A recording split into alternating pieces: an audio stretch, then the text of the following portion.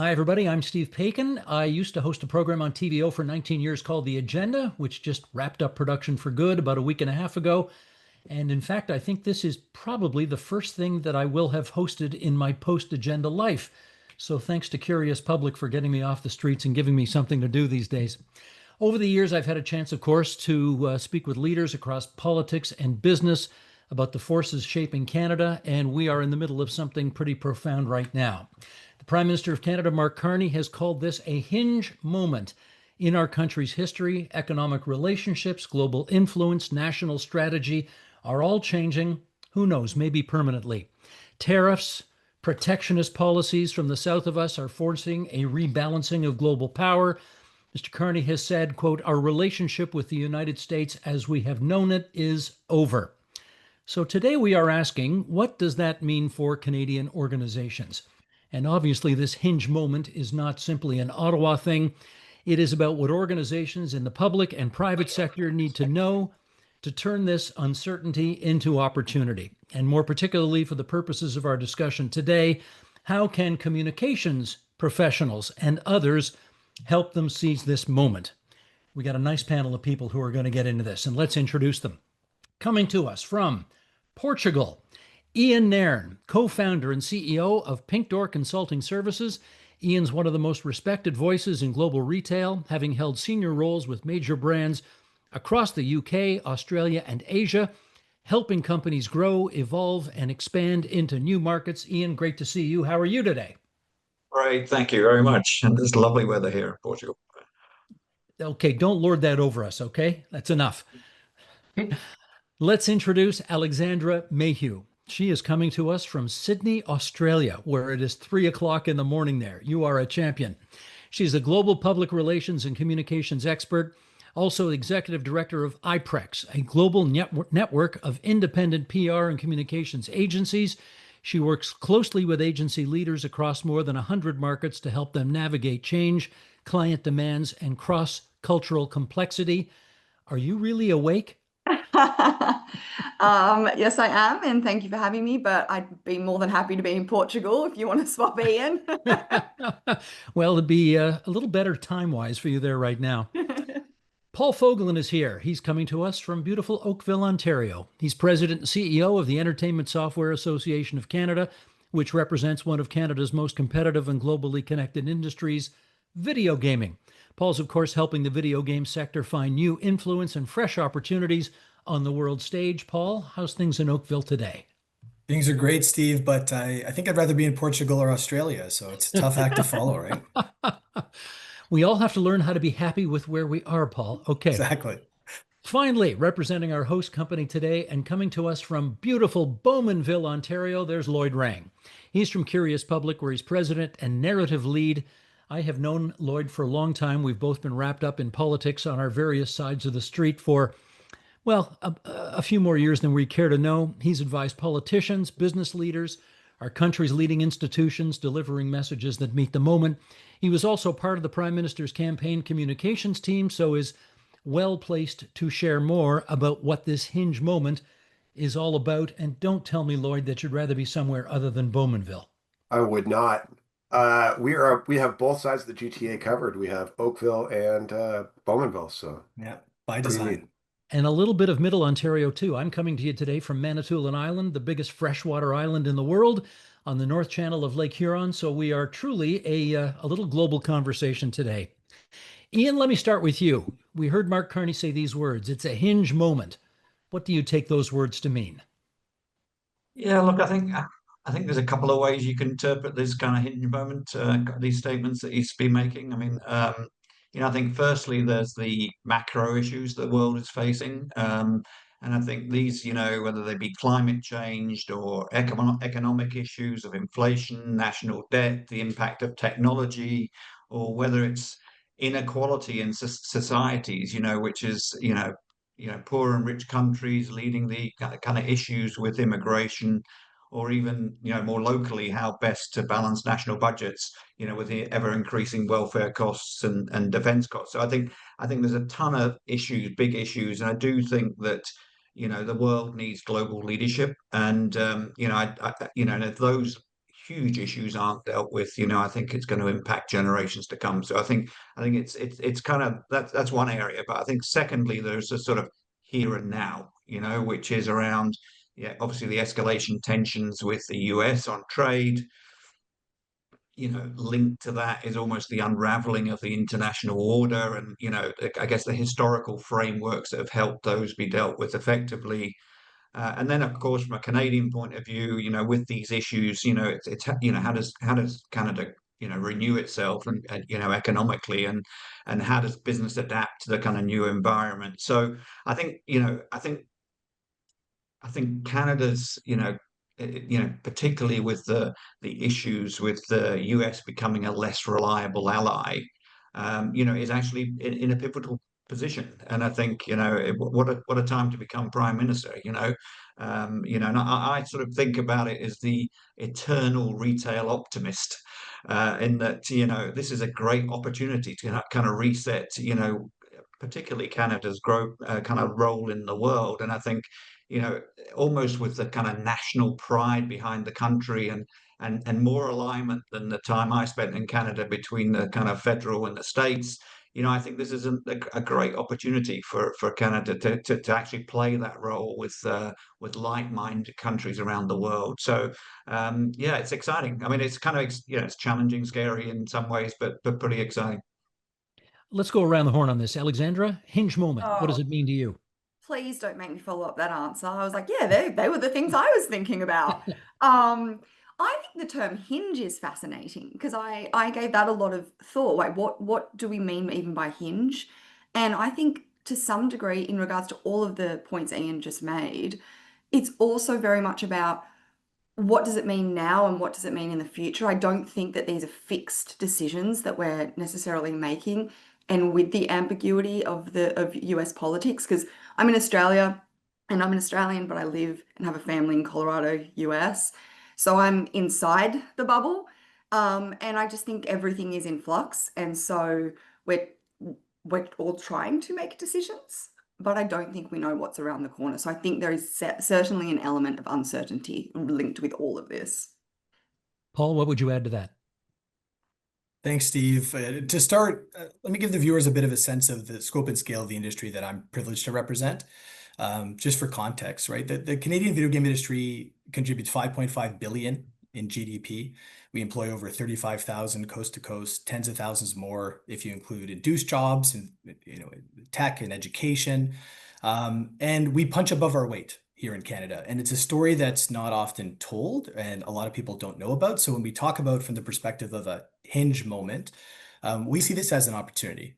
And we're fortunate that from where I sit, we have a great story to tell, one of digital innovation, one of, a global market. 88% of all Canadian games are exported. We're fortunate that the vast majority are digital products, so we're not as impacted by some of the trade challenges as other industries.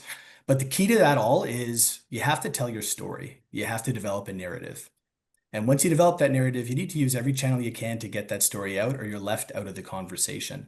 So our new Prime Minister campaigned on the term elbows up. I do think that all Canadian organizations need to take a bit of that to heart and figure out how to be a part of that conversation. Lloyd, what would you add?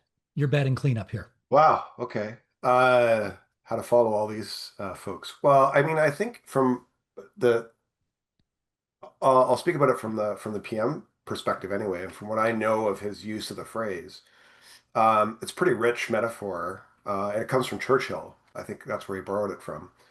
And the idea, of course, with a hinge is that, things that are on a hinge open and close, right? So when we're talking about a hinge moment, we're talking about the closing off of some things and the opening up of other things. And I think this opportunity in Paul's industry, in Iain's industries, and in Alex's work is going to mean, I think, that Canada will be more active in some places and less active in other places. And I think it will be interesting to see how that plays itself out.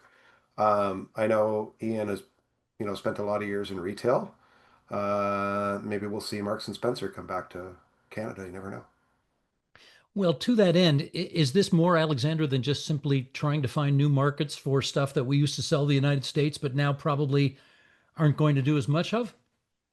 Um, Yes, I would say that there's a lot of pivoting and new market work happening at the moment, and I'm seeing it play out in two different ways. I would say within US, I'm seeing a lot of, so IPREX is a network of independently owned PR and communications agencies around the world, about 1,300 people across 50 agencies. And I would say those in the US, I'm seeing a lot of pivoting to try to introduce new products or get into different markets, get out of maybe government clients, get into the private sector. And internationally, depends in the world. I would say in Europe, I'm seeing businesses pivoting from the US being their primary source of business to China, for example. I have a partner in Germany, and they do a lot of defense work with the US, and they're now pivoting that work to the Chinese government. And then Asia Pacific, look, Asia Pacific is more just insular by nature, so I feel like it's less dramatic there, but it is still happening. And just to add to that, because I Please. work with Alex on the IPREX side, and we're the Canadian agency of like one of the Canadian agencies in IPREX. And American companies are now calling us and saying, "Oh my God, what do we do to continue to play in the Canadian market? Because you guys are walking away from us. And how do we talk to Canadians in this moment?" So there's also that's happening as well. Well, Lloyd, I wonder if there's anything. I mean, our geography is our geography. We are always going to be beside the most dynamic economy in the history of the world. Does it matter how much pivoting or how much hinging we try to do? This is the reality. There's always an element of that. You know, I look at it, of course, from the communications and sort of public policy lens. I think there's an inevitable amount of trade back and forth. But certainly one can throw roadblocks up to that trade, and certainly one can make it more difficult. And arguably it has been, and it is. I was talking to somebody from GM the other day here in Oshawa, which is next door to me, and apparently the Silverado that they produce there, scads of them are sitting in parking lots up around where you are, Steve, right now. Hmm. They're just not able to move them over the border right now because they just don't know. There's not enough certainty around the implications of the tariffs. So. Iain, when you take a look out there and you see what are the biggest barriers to trying to find new markets, if America is going to be a problem for us, what are you seeing?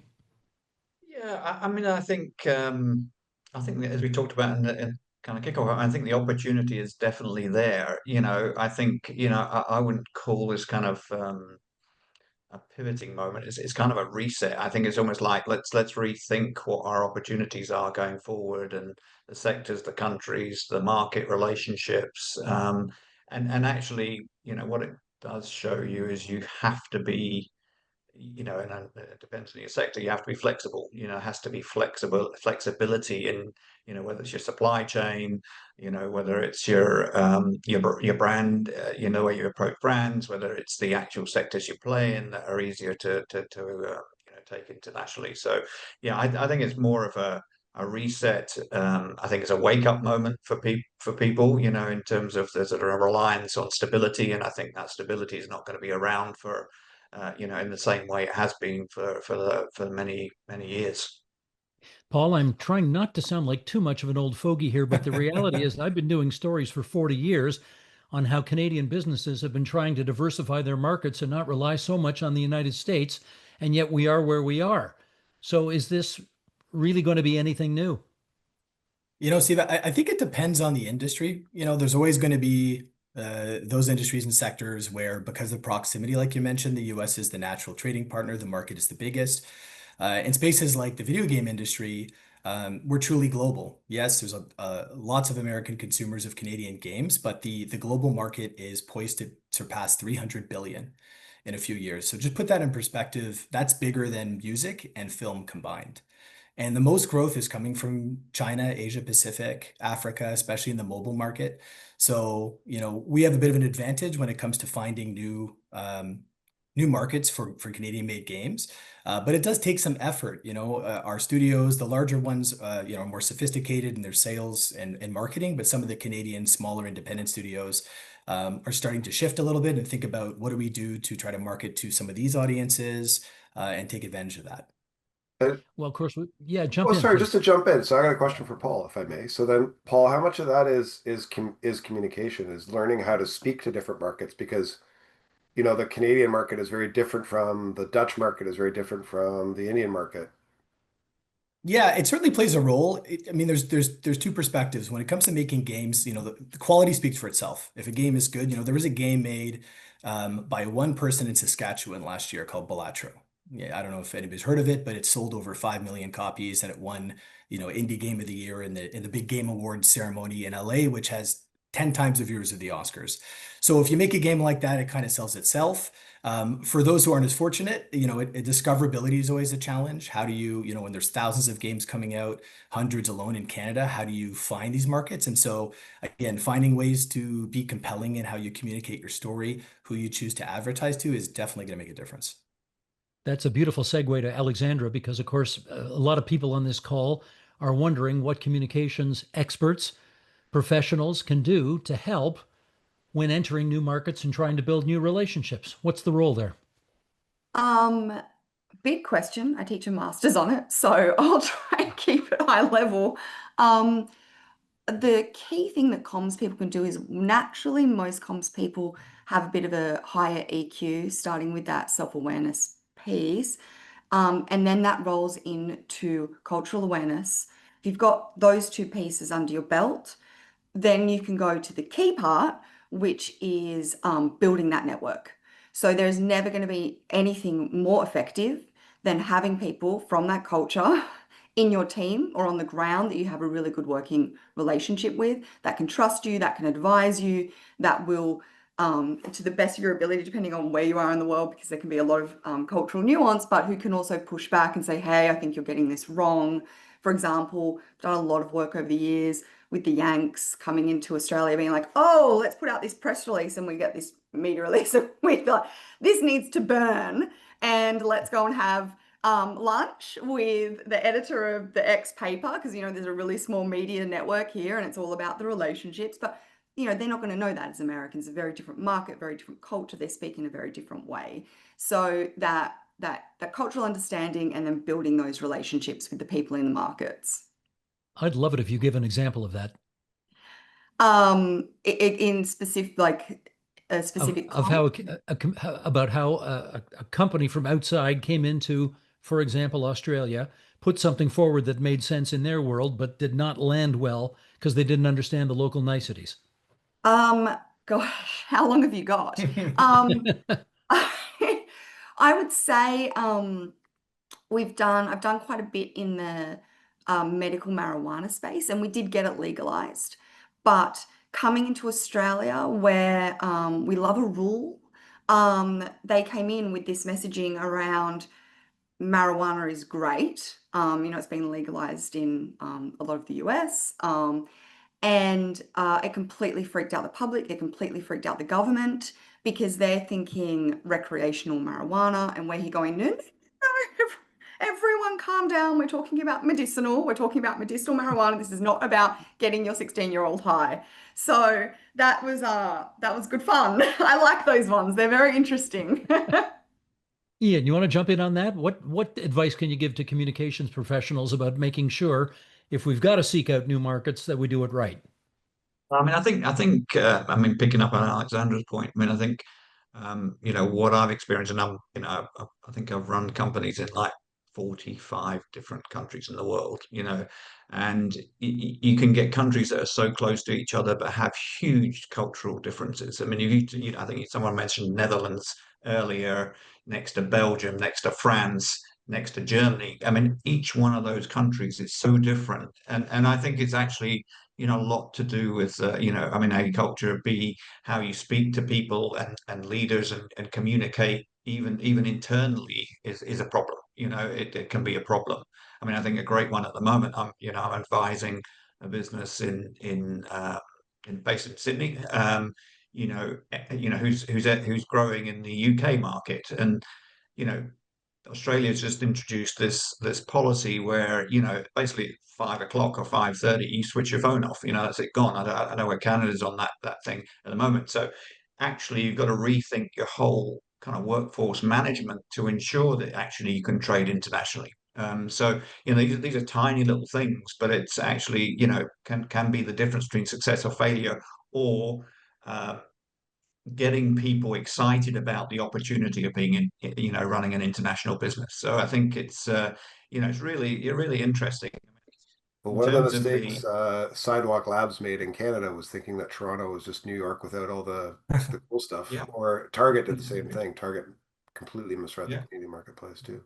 Too Happens. true. I mean, I did pull up a little Harvard Business Review note before I came on this, and I try and understand, who is successful at that. This and basically it quoted, 40% of companies actually achieve some result, only 40%. But then when they analyze those companies, uh, only they got a 3% annual return on assets employed. So it's like, that is, that's what it says is it's, companies going internationally, have really got to work hard on it. So I think, I think it's a challenge for businesses. So I think it's all about um, the making sure you get the internal knowledge within the organization. I think that's the most critical thing. Have you got experience in the organization? That would be my kind of number one thing that you've got to have, having actually been successful in some and failed in others. That's the one thing my kind of takeaway is. Lloyd, you picked a great example there of where when even the most incredibly rich and dynamic country and company like Alphabet comes up against the family compact, no contest. No contest. Let me draw on your political experience here, Lloyd, with the next question, and that is focused on whether or not Canada is speaking with one voice right now, given all of the new challenges we've got going. You've got a federal government, you've got 10 provincial governments, you've got 3 territories, you've got all different parties represented there, you've got many different ideological spaces on the spectrum represented there. You've got a lot of Canadian politicians spending a lot of time on American television over the last 6 months. How well are we all doing at speaking with one voice these days? In as much as Canada has ever done so, we're doing so now, right? I mean, I think the interesting thing is the geography has shifted. Like, in the past, it was sort of Quebec that was taking a slightly different approach than the rest of Canada. Now it's Alberta that's taking a slightly different approach than the rest of Canada. But I think even I'm even surprised by the extent to which the Alberta government is generally on side. Certainly, executives in the oil patch in Alberta are much more, I think, positively inclined towards the new government. So I think there's an interesting, I think, and it's a little thing, but I can't remember a last time a, a federal liberal prime minister even walked confidently into the Calgary Stampede the way that this prime minister did. So I think there's Although he may have needed a little wardrobe assistance. eh, not as much as the other guy. But the interesting thing is there's a moment here where I think there's the possibility of goodwill, there's the possibility of cooperation that hasn't existed before. And I think the degree to which we tap into that will be interesting. But certainly, over the last 6 months, I think I've seen Canadian premiers coming together in a way that we haven't in a long time. So What are you seeing, Paul? encouraging. Sorry? I'm asking Paul same question. What are you seeing in terms of the country's political leadership being able to speak with one voice? Yeah, from our perspective, it's interesting. A lot of the conversation as of late, Bill C5 in Ottawa, it's all about breaking down provincial barriers to trade and collaboration. We have a lot of partnerships and policies at the federal government level that are important for the video game industry, but a lot of the most important ones come from provinces. We benefit from tax incentives like film and television, and they're all provincially operated. And so we like to see, and we are seeing more of this sort of healthy competition amongst provinces. Just yesterday, Premier Abbey was at EA in Vancouver, where they make the NHL game that a few of you and others have probably played. It's actually the largest physical studio on the planet. which is again a neat story a lot of people don't know. And they announced an increase in their tax credit from 17% to 25, something that seems like minutia, but when you're competing globally and in the context of this whole global conversation, these things make a huge difference. I've had two members reach out over the last few weeks saying they're thinking about moving to Vancouver, setting up new studios. So, there's the outward facing voice that you're talking about, but even within the country, from a national perspective, we like to see the competition. Some of my friends who head up provincial associations maybe don't like to see it, but the high tide raises all ships, as they say. Just before I get Alexandra to weigh in on this as well, I guess I should mention that we are happy to take questions from those of you who are watching this webinar right now. I think if you go in the chat, put your question there, we'll have an opportunity to see it. And at the right moment, I will put it to whichever guest you like or all of them to discuss. So please feel free to weigh in with your comments, questions, etc., and we can get those to our guests as well. Alexandra, what about it? When you're in Colorado, when you're doing business, when you're watching on what's coming up from north of you, does it look like Canada is speaking with one voice for a change? Yeah, they seem really angry. So does the rest of the world. Yeah, I will absolutely wholly agree with what Lloyd said, and we know that from political history, don't we? That when there's a common enemy, we rally together. So absolutely, and I think that the strength coming out of Canada is admirable. What do you think about when you hear Canadians booing the Star Spangled Banner at sporting events? Um, I personally, and I think a lot about kindness. I have a 1-year-old and a 4-year-old, and I think a lot about morals and values and what I'm trying to instill in them. And I know that's a very personal thing to share, but my point being is that this has reshaped the way I approach everything in my life. So I don't like seeing any of it. I really, there's a lot of people living in America. I would almost say the majority of Americans that are trying to do the right thing, and many of them are the greatest victims of the political situation at the moment. So when our friends across the border, across the ditch, behave in such ways, it's not something that I want to see in the world. Gotcha. Iain, what about it? Is this country speaking with one voice adequately in order to get things back on track? Yeah, I would say yes. I mean, I spend most of my time in Europe and in Australia, and almost there's an admiration for how the Canadians have come together and sort of spoken with one voice. So I believe it. Yeah, and I think in the G7 last week it was also positive. I mean, I think I think the problem is scale and the power of the American to actually push through their agenda. But I think if when you look at the way things are developing with Europe and with the UK, I think there's a future that can create a balance to I guess the supremacy of the US agenda. Let me just follow up with you, Iain, because of course, with America being next door, there are so many of our businesses who over the last many, many decades, have inevitably felt we don't really need to look to Europe or Asia or Australia or anything else. We've got this massive market next door. So are we in Canada truly set up to act and think globally in a way we need to now? Yeah, I mean, it's again a difficult question to answer. I think the bigger question is not yes. So the answer is yes. There are Canadian companies that could go global or go into new international markets. The problem, and as I mentioned earlier on that Harvard kind of analysis, is can you do it successfully? So I think that's the bigger question that companies need to answer. And then, how do they build business cases? How do they look at international markets and understand the downside risk? How do they look at resourcing the experience with people? Because it means you have to rethink your whole organization. When you are going into different cultural markets, different speaking markets, it touches on every single element of your organization. You might think it doesn't, but it does. And every leader in that organization has to change their bandwidth, and they have to be resourced differently, because you don't want to sort of, mess up with your core business and your own market, which you've been focused on, which is your kind of bread and butter, drives your profitability. You've really got to then think about, how do I add resources to ensure I can be competitive in these new markets?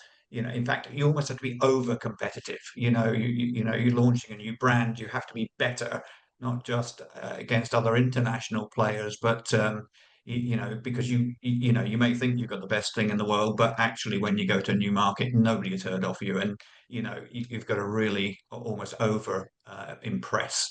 So I think it's actually the setting up of the opportunity. So I think that many Canadian companies could do it, and some have done it successfully. But it's how you set yourself up and execute. I feel Well, like come on in, Lloyd. Yeah. capital is a bit like water. It flows, it just takes the easiest possible channel, right? And so for so many years, the easiest channel for Canadian capital was to flow south to the US because there were fewer impediments to capital traveling in that direction. But now, as the impediments have been created, the water has to flow somewhere else, the capital has to go somewhere else. And so the question is, how are you going to channel it productively to those, to those places where it needs to go? And I think I see the federal government trying to do that to a certain extent, and and the federal government certainly has great power and ability to channel that direction, but ultimately it's also up to businesses themselves to decide that they're going to move in a particular direction. One of the things that Premier McGuinty always used to say that was a competitive advantage for Canada is that we have, because we're a nation of, or a province of immigrants here in Ontario, we have people from all over who speak every language, who know every culture, who have experience in every market. And so there is that ability to tap into that if that's something that we choose to do. Yeah, I mean, I Lee, think you a want to? great example, Lloyd, is the electric car market, and how China, the government of China have invested, a long-term strategy of owning it, and they've done it in a very short period of time. It's just a complete change of strategy within the country, an investment of the leadership of that country into a sector that they believe is a long-term opportunity. Paul, what about it from your point of view? Do we have enough businesses here that actually know how to act and Yeah. think globally? Lloyd segued it perfectly for me here. The games industry has benefited tremendously from high skilled immigration, right? And like you said, this is, province, country of immigrants, not just full time, but there's the TFW program, which got a lot of attention the last few years. Typically, everybody focuses on the low wage side of it, which is with a lot of controversy, probably rightfully so, and how that's all rolled out. But there is a high wage stream called the global talent stream, where our industry has brought in some of the best and brightest from around the world to lead projects. So the analogy I use when I'm speaking to decision makers in Ottawa is if Quentin Tarantino is shooting a movie in Vancouver, he's got to fly up here. He's got to bring some of his people with him. And in the games industry, there are similar brilliant minds and personalities. What we found, because we've been tracking this, is a lot of these people come in and they end up staying. They end up staying full time. They bring their families, they start families. Maybe they come and they work at a company like Ubisoft or Sony, but then oftentimes they leave, they start their own companies, and those companies grow. So it creates a great dynamic. And the advantage too of having talent come in from all over the world is people are attuned to those markets. They understand, to what Iain has been saying and others, how to speak to those markets, how to position. And what's really neat is the stories that they bring from their respective countries and cultures are infused in the games they make. There was a game made in BC last year called 1,000 Times Resist. Again, a neat small indie by a Vietnamese Canadian, and again, a super compelling narrative. Internationally lauded. So it's something that we're really proud to see here. Alexandra, as you look around the world, I guess I want to find out, and I'll get some responses from everybody I'll on do this. my best to represent the world. You Shush. must. You must. We're trying to, I suspect we're trying to take our cues from or see other countries and see what example they have set in terms of pivoting, in terms Yeah. of understanding this hinge moment. Yeah. Who else out there is doing it well that we need to learn from? Yeah, that's a really good question, and it's a really good question for me because that's basically the beating heart of what IPREX is. So people like Lloyd, these really innovative, open-minded thinkers, join a global network because they're that way inclined, and they are coming in and they're having conversations with trusted people who run agencies around like them around the world. I would go so far to say that I don't see it as a cultural thing. I wouldn't say look to this specific country. It's a personality thing. So anyone in this meeting today, anyone here is capable of doing this if you choose to approach it that way.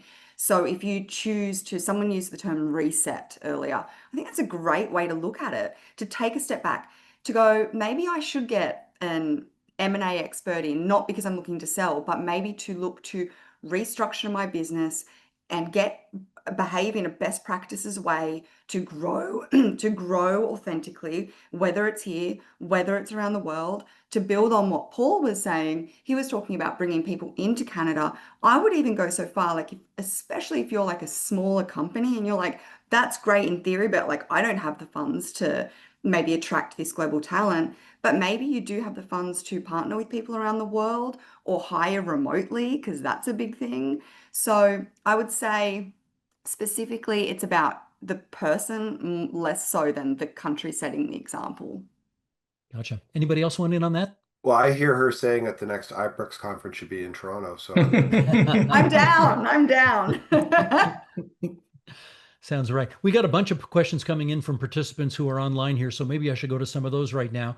And Lloyd, you mentioned Dalton McGuinty just a while ago, and if this is the same John Wilkinson, who was a cabinet minister in the McGuinty government, is it the same one? likely is.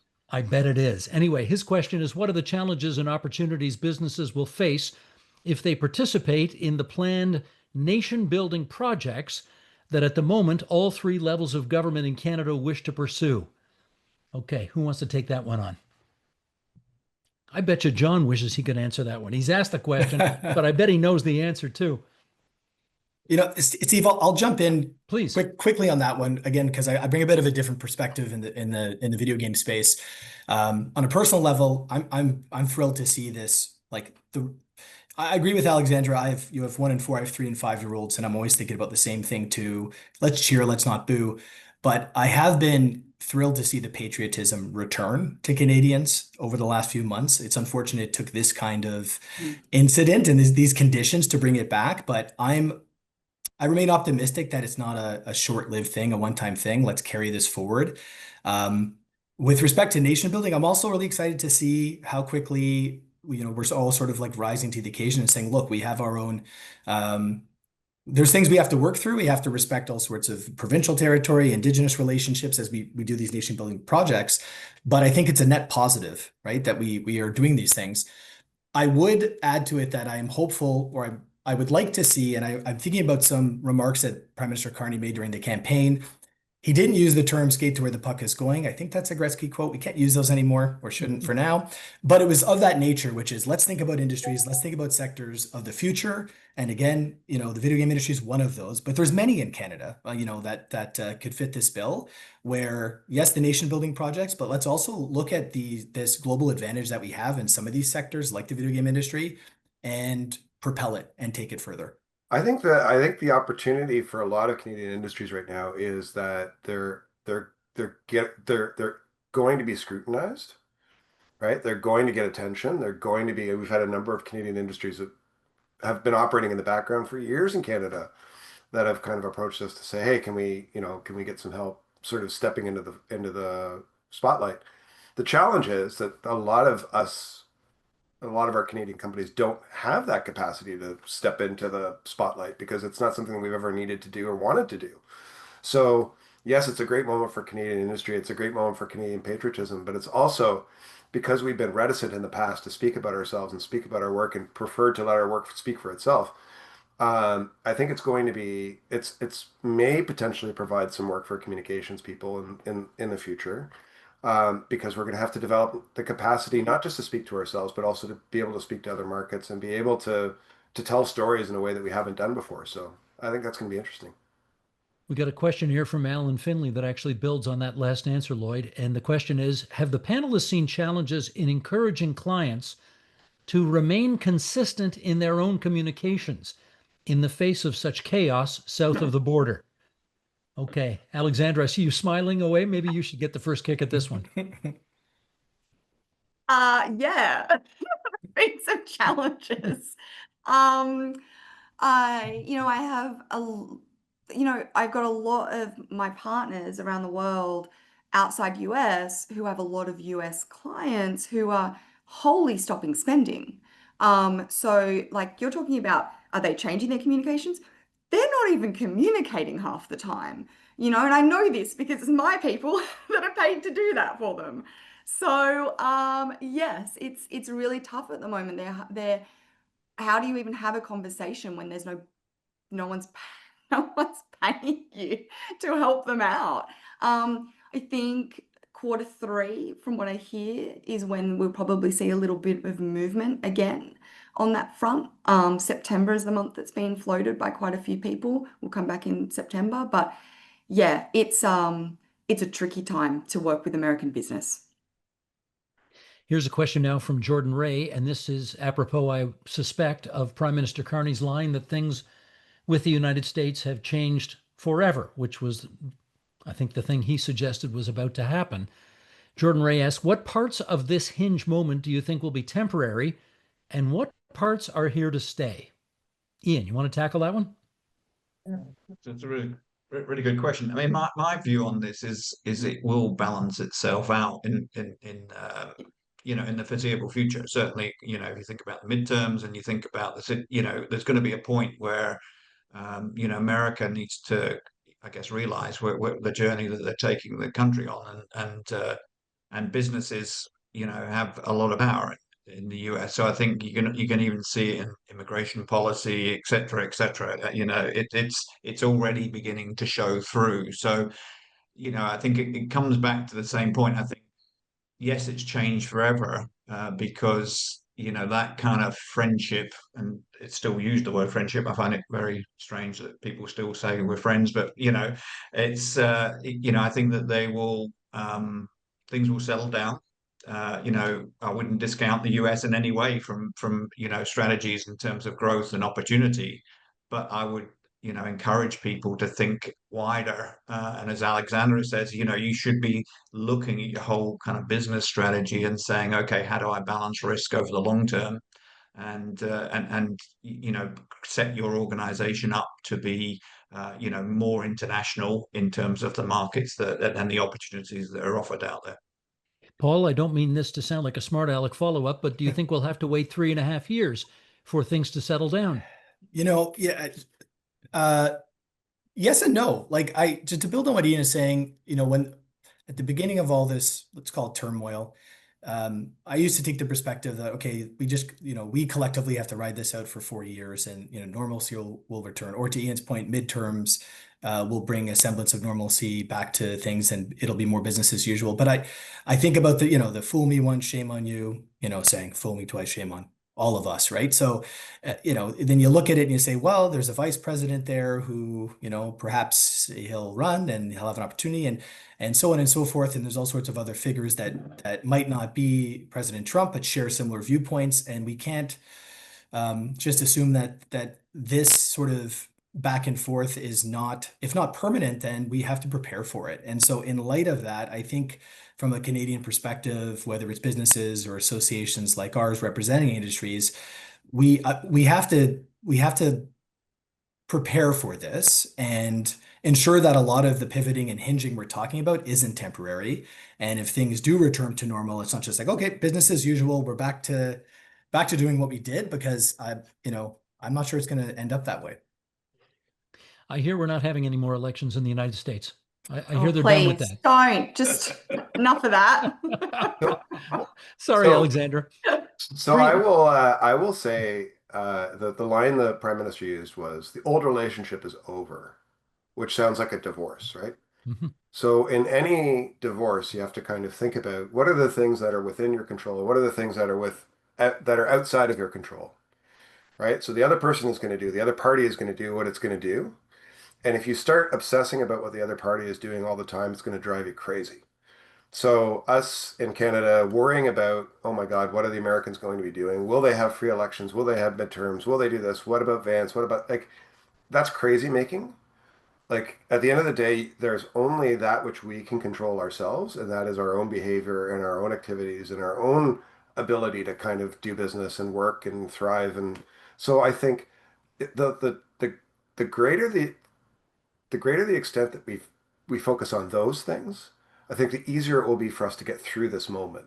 So the more that we're able to kind of stick to our knitting, focus on our own economy, focus on our own opportunities, and take a look at the wider world, because all of a sudden the water is flowing in a different direction again, and it's interesting, right? You know, Alex the Can US Can Oz consortium here in Canada, which was looking at sort of deepening relationships between Canada and Australia, approached us for an op-ed, help with an op-ed, you know, two years ago, I think. No one was ready for that op-ed at that time, Hmm. right? It Wow. was a very Bet you difficult they are step. now. They are now, Yeah. right? And organizations like that, right, that are you know that are exploring trade with Australia, exploring trade with the EU, they're going to be doing very well in the next little bit. They're going to need some help. So I think the degree to which we as communicators, we as Canadians can focus on, you know, how do we redirect the water? How do we focus on our own priorities? I Yeah. think that's what we should be doing. Mhm. And With Lloyd, sorry, please go ahead, Alex. terrible interrupter. And Lloyd, to build on that, I also agree that there is just to focus so much on what the US is doing, you know, is unhelpful. But the other thing is the people on this call should know better than anyone that news today loves a bit of clickbait. And we also are we like I feel like we're like really trusting and taking a lot out of the news at the moment. And I'm not talking about misinformation. I'm just talking about like we should know better than anyone to, you know, these are big fear-mongering headlines. Let's take a beat. I just ran an international conference in Miami. We had 60 people, half of which flew in internationally. I asked every single one who flew internationally, did you have any trouble at the border? No, no one. And I know that's anecdotal, but reading the news, you wouldn't think that. But, you know, everyone came in, it was fine. Everyone flew out, it was fine. So I guess also I try to look at it a little optimistically living in the US and being like, okay, Alex, you know, we love a bit of clickbait. Yes, I'm not underestimating the seriousness of what is happening. Of course, I'm not. But I also think we have to be discerning around the way we're ingesting the news. Less than 10 minutes to go here, and I got a few questions from viewers, participants. So let's see if we can get these all in.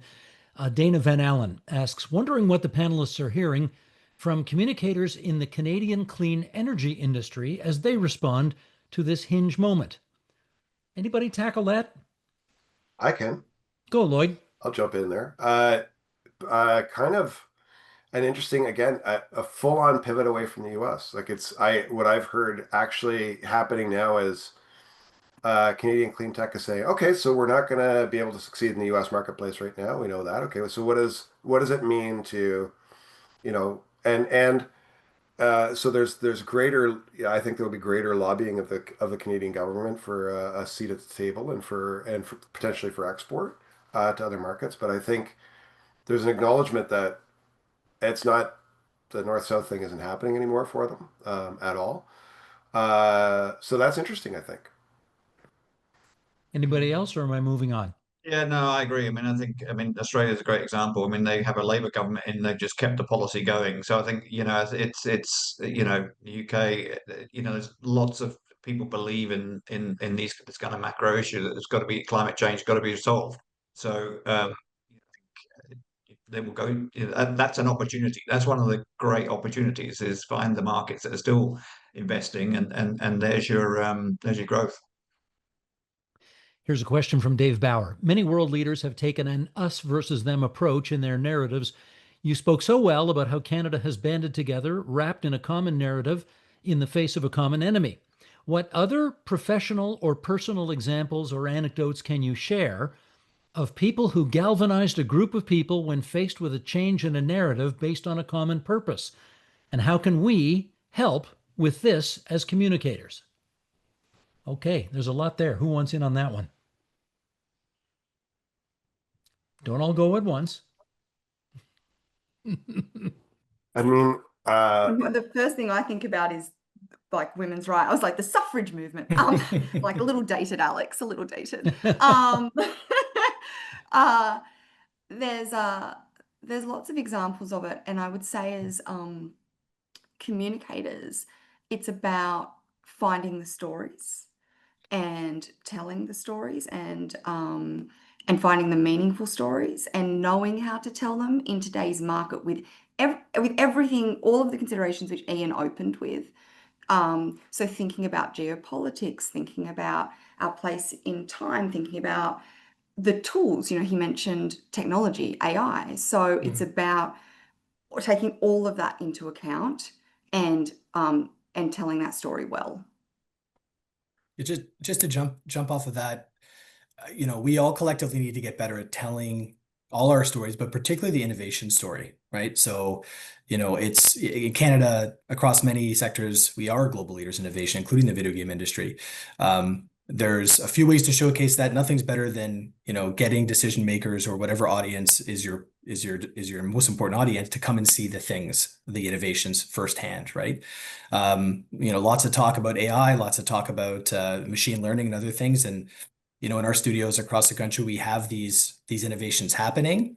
They're pushing first and foremost the entertainment, but there's all these ancillary benefits that are, boosting the economy, helping with education, helping with defense and other sectors. And so I'm really focused on trying to tell more of that story moving forward. And I think other industries could benefit from a similar approach. yeah, I think one of the things to keep in mind, I always say this about storytelling, is that storytelling is not about the industry or the person bragging about themselves. Like, aren't we great? We do all these great things. People just don't know how great we are. It's really about understanding the audience. And there, I think Canadians have an advantage because we do have sort of again, we have that global experience, but we also have a fair bit of empathy. And we are kind of people who have been absorbing American culture for a very long time. And we've had observer status for a very long time. So we do understand the importance of listening to the other person and telling a story that fits their, that fits with that culture, that fits with that industry, that wherever the opportunity is. So I think Canadians have an advantage here as storytellers to be able to not tell a great Canadian story, but to tell a story that connects Canada to the rest of the world. I think that's I think that's the difference here. Gotcha. I think I've got time to sneak one more question in here. This one is from someone named Alex, who says, we tend to spend too many brain cycles thinking about the US and how to address this situation. Shouldn't we be focusing on alternative markets and retake the US once it stabilizes? To which the moderator adds, assuming someday it stabilizes. Okay, excuse me. Iain, how about that one? Yeah, I completely agree. I think that's, I guess, one of the threads that seems to be coming through this conversation. I think, and look, every market will be different. I mean, or every sector will be different. There's probably still some great trading opportunities with the US as we speak today, but it really does depend on your sector. So, and where your product comes from, et cetera, et cetera. So I think, you just got to reset, rethink, and manage the long term, and provide yourself with more flexibility as businesses. Alexandra, the premise of the question suggests that, well, let me just say it bluntly, that once Trump is out of power, things will sort of go back to normal and water will find its level. Is that an assumption you think we can make? It's one I hope for as a mum. I don't know. Like I know I'm meant to have the answers. I don't have that answer. I would say, to build on that conversation, I still see a ton of business happening in the US. So I know things are less, but this is still a massive market we're talking about here. And I would go even further on what Iain said and say, yeah, it depends on sector and where your product's built and who you are and who you know and how you work and how you approach it. And again, I say, come back to your business strategy, your growth plan, put everything on the table, and the US may be a part of it. I think diversifying globally is a really good idea right now, but this is a massive economy. I don't think it's, let's just count it out for the next 3.5 years and then we're going to see what happens. Paul, last word to you on that? Yeah, just to build on everything we've really been saying, like I'm very fortunate in this role because the video game industry is global. Our members are, globally operating companies. I get to work with my counterparts all over the world. We just had a call this morning, and yes, the Americans are at the table, but it's the Europeans, the Koreans, the Australians, and so on and so forth. And we're in this unique moment where they are looking to Canada as for leadership, right? They're watching what's happening politically, but also in the business world, and it's kind of And like you're the translators. 'cause you yeah, that's right. understand the culture better. We have our Commonwealth friends and the Brits and the Australians and between the Europeans, but it's sort of a pleasant surprise, and I think that we all collectively should take the opportunity to capitalize on this. And again, it's not, I don't want to stereotype it, in the Canadian nature to be bold and to show leadership, elbows up and all that, but others are watching right now. And there is opportunity with the Americans at the table to take a leadership role. One thing I that just has add to one thing. I mean, I think I would look at Canada as a market. I mean, I think that, if you think about the market share that US businesses have in Canada, but yet actually the experience that Canadians have, I mean, actually there's more growth in Canada for Canadian businesses, in my opinion. Terrific. That's going to be the last word because we must finish on time. So I want to thank, first of all, a bunch of people here, all of the behind the scenes hands that go into this. Shannon Curry, great pleasure to work with you on this. I want to thank all the participants who decided to dial up on this beautiful afternoon and join us. And of course, to Iain Nairn, Alexandra Mayhew, Paul Fogolin. Alexandra, you definitely get the gold star today because it's about 4 o'clock in the morning, I think, in Australia where you are. Time to go to bed and catch a few Z's. And if anybody joined us late on this, fear not, Curious Public was recording it and they will send it out to all the participants. So look in your email inboxes for that in the days ahead. And with that, I'm Steve Paikin and I bid you a fond farewell. Until next time, everybody.